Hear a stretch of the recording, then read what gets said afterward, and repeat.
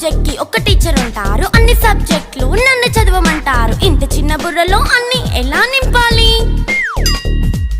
Class work, home work, fair notes అంటారు. Subject కి 3 books పెట్టి బ్యాగ్ నింపుతారు. ఇన్ఫాక్ట్ నా బరువు కన్నా నా బ్యాగ్ బరువే ఎక్కువ.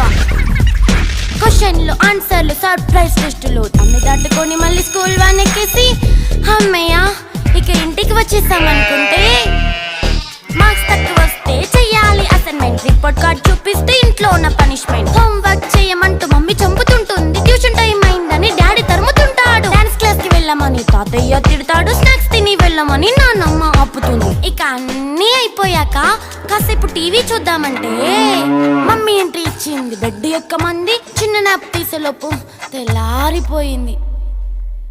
అయ్యో మళ్ళీ మొదలు ఈ స్కూల్ కష్టాలు. ఇక